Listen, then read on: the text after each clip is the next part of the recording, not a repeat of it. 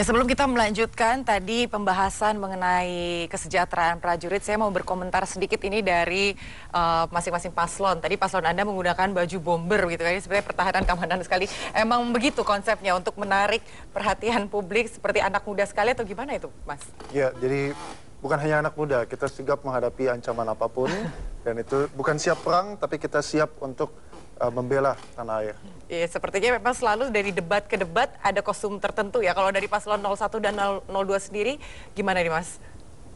Ya, kalau kita seperti biasa, Mas Anies dengan Gus Imin ini kan selalu seragam ya bajunya ya.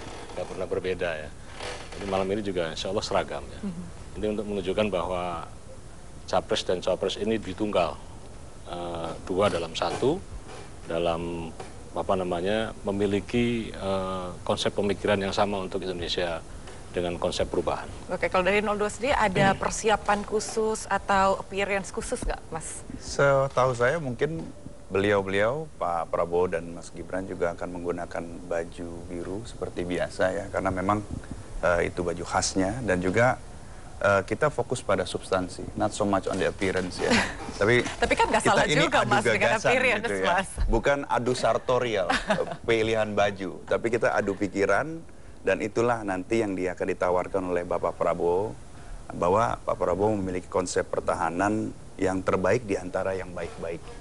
Oke, kalau kita bicara soal substansi deh gitu. Tadi kan giliran Mas Hamdan yang belum jawab ya. Tadi ada sesuatu yang saya underline dari statementnya Mas Helmi, bahwa anggaran pembelanjaan alutsista ini kan sudah besar. Seharusnya bisa dong dialokasikan kepada kesejahteraan prajurit. Mungkin ada penjelasan. Kalau ada goodwill ya. Dan sudah dilakukan di era Bapak Prabowo. Kesejahteraan itu bukan hanya mencakup mengenai gaji, tunjangan kinerja yang sudah ditingkatkan di era Pak Prabowo dan akan terus ditingkatkan. Tapi juga kesehatan. Pak Prabowo, Kementerian Pertahanan di era Bapak Prabowo membangun 25 rumah sakit militer. Agar seluruh prajurit kita yang telah berjuang untuk menjaga setiap jengkal Republik ini, bila terjadi sakit, cedera, ataupun luka yang disebabkan oleh aktivitas mereka menjaga Indonesia, dapat mendapatkan pengobatan terbaik. Nah, ini dari segi kesehatan. Yang ketiga dan yang tidak kalah penting adalah jaminan hari tua. Jangan sampai purnawirawan kita yang selama hidupnya menjaga NKRI itu di hari tuanya mengalami kemiskinan. Itulah yang ingin diperjuangkan oleh Bapak Prabowo dan Mas Gibran. Ada tanggapan Mas Helmi? Ya, kalau kita bicara fakta aja, kalau kita turun ke daerah-daerah, ya, para prajurit-prajurit di perbatasan-perbatasan, ya kondisinya masih sangat memprihatinkan. Ya. Jadi artinya belum tersentuh, ya. Maka untuk itu saya kira ini perlu down to earth lah, ya, untuk melihat realitas yang sesungguhnya, ya. Bagaimana tangsi-tangsi rumah-rumah mereka di sana, ya. Kemudian bagaimana kesejahteraannya, ya. Bagaimana pendidikannya, anak-anaknya, ya. Kalau lihat purnawirawan TNI kita kan banyak yang hidupnya, ya mohon maaf, memprihatinkan. Ya. Jadi ini menjadi PR kita semua tentunya. Betul. Ya, kalau dari paslon sendiri ada opsi yang ditawarkan untuk prajurit? Ya. Saya kira memang mungkin selama ini hanya fokus untuk menghabiskan anggaran satu kali pakai. Itu juga mungkin dalam konteks kesejahteraan prajurit gitu ya. Nah, baru-baru ini misalnya 03 atau Pak Ganjar juga menawarkan sebuah yang lebih long lasting, yaitu adalah beasiswa kepada anak-anak prajurit. Sehingga nanti walaupun misalnya ada masalah kesejahteraan, anak ataupun keluarga itu mengambil peran yang lebih penting untuk bisa membawa keluarganya lebih sejahtera. Jadi itu lebih long lasting. Jadi saya kira peningkatan anggaran bukan suatu hal yang dipertanyakan, itu sangat diperlukan untuk memperkuat tentara kita, tapi efektivitas dan efisiensi itu yang keyword atau kata kunci yang perlu kita diskusikan nanti begitu ya. Karena saya kira ada opsi-opsi lain, misalnya anggaran besar tentara, Ya, kita tahan dulu Mas Noto, kita mau lihat terlebih dahulu pemirsa, saat ini Ganjar Pranowo dan juga Mahfud MD telah tiba di Istora Senayan. Kita akan menyaksikan dialog yang saat ini sedang berjalan. Ya. Persiapannya sudah matang ya Pak ya? Ya, insya Allah. Ya, Pak, mungkin terakhir Pak, apa yang ingin Pak Ganjar sampaikan kepada pemirsa yang ada di rumah saat ini? Mari kita tonton perdebatan ini ya.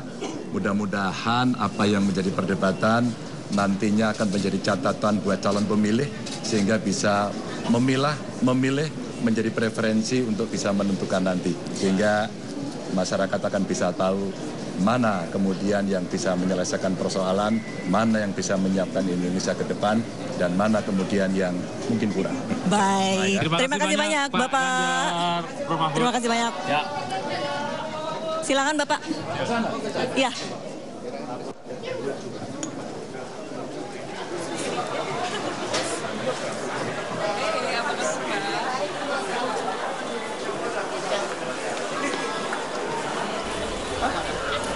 Ya baik pemirsa, itu tadi pasangan Ganjar Pranowo dan juga Mahfud MD telah tiba di Istora Senayan. Dan Mas Noto bisa dilanjutkan kembali tadi opsi yang ditawarkan bahwa adanya beasiswa terhadap anak prajurit.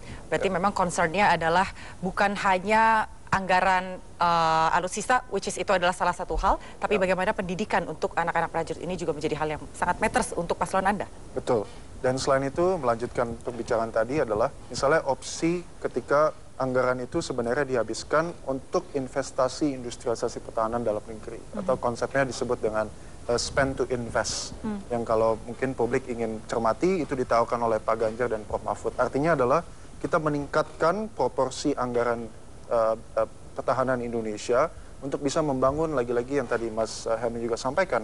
Bahwa sebenarnya kalau pemerintah berpihak lebih kepada demand driven untuk inovasi nasional, sebenarnya itu adalah solusi yang lebih tepat. Selain hanya untuk misalnya mengadakan alutsista, anggarannya diberikan kepada negara lain, satu kali habis pakai, jadi itu bukan sebuah investasi jangka panjang. Ya, ada tanggapan dari Mas Hamdan, tadi disampaikan oleh Pak Selmi bahwa beasiswa juga sudah dilakukan oleh Pak Prabowo, bukan hanya kepada para prajurit, tapi juga pada anak prajurit dan para prajurit yang meninggal.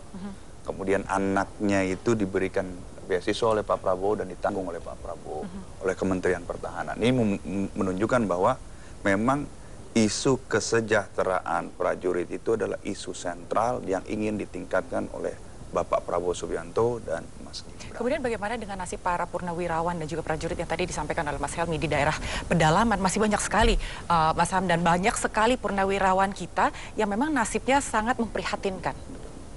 Jadi begini, postur anggaran kita itu sebenarnya pertahanan itu lebih banyak untuk belanja pegawai. Alutsista itu sangat sedikit. Jadi kadang suatu hal itu menjadi besar karena misalnya konteks alutsista, semua orang bisa melihat, oh pesawatnya seperti ini, wah ini pasti mahal.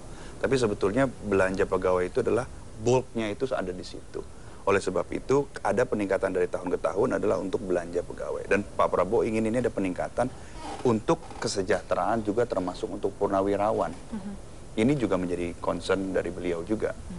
Oke, nanti kita akan dengar juga, pasti ini akan menjadi salah satu kritik yang nantinya akan membangun, yang akan disampaikan dari masing-masing paslon, karena ini masih banyak sekali ya pemirsa isu yang akan kita angkat mengenai topik ini. Tadi kita juga sempat menyaksikan pemberitaan mengenai human trafficking atau TPPO. Kita tahu juga bagaimana TKI kita yang ada di luar negeri juga membutuhkan perlindungan, banyaknya kasus dan lain sebagainya. Bagaimana paslon Anda menyikapi hal ini, Mas Helmi?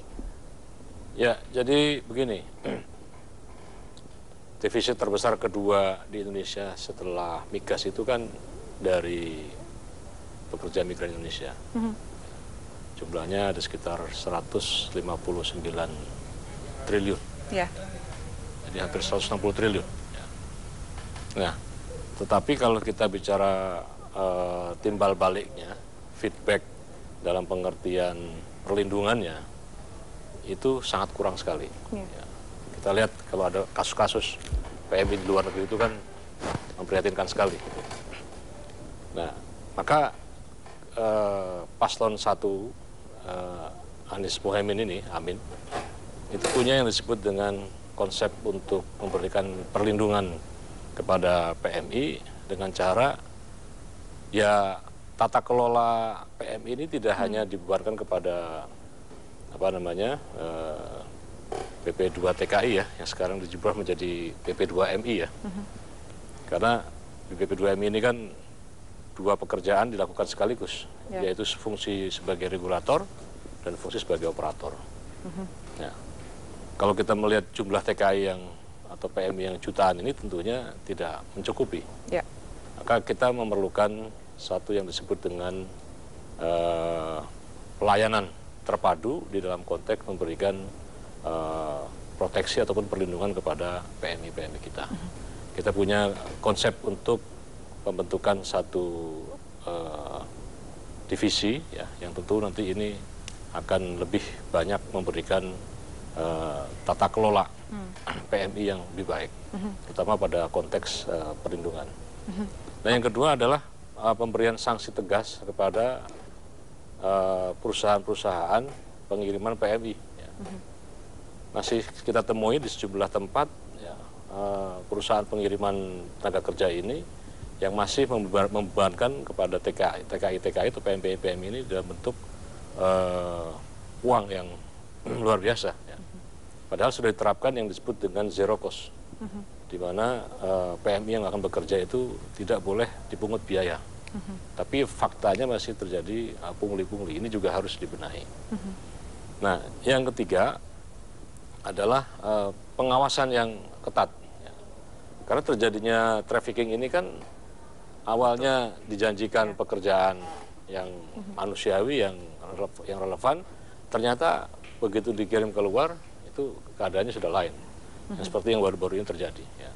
Maka untuk itu fungsi pengawasan kepada perusahaan-perusahaan pengiriman tenaga kerja ini juga harus ditingkatkan. Saya kira itu. Oke, dan kalau dari Paslon 02 sendiri, apa yang akan diupayakan untuk memberikan perlindungan kepada PMI kita? PMI, pekerja migran Indonesia, adalah pahlawan devisa Indonesia yang telah membantu ekonomi kita. Bahkan pada saat COVID sendiri, remittance kita itu tetap naik oleh sebab pahlawan devisa kita mengirimkan uang dari luar negeri ke dalam Indonesia untuk membantu keluarga mereka. Pak Prabowo ini sangat konsen terhadap PMI. Mungkin kita lupa bahwa ada seorang PMI yang hampir digantung di Malaysia. Kemudian berkat lobby dari Pak Prabowo diselamatkan. Dia bernama Wilfrida. Jadi Pak Prabowo sangat konsen terhadap perlindungan warga negara Indonesia. Bukan hanya memperketat perusahaan-perusahaan yang nakal, juga memperkuat border kita, tetapi juga satu hal lagi, memanfaatkan potensi diaspora sebagai first defense. Kenapa? Jadi begini, ada 9 juta warga Indonesia, baik itu WNI ataupun purna diaspora. Ya, kita tahan dulu Mas Hamdan. Kita akan melihat saat ini paslon Anda, Prabowo Subianto dan juga Gibran telah berada di Istora Senayan. Pemirsa, kita akan saksikan saat ini dialog yang ada di Istora. Strategi khusus yang disiapkan untuk kali ini? Nggak ada strategi khusus.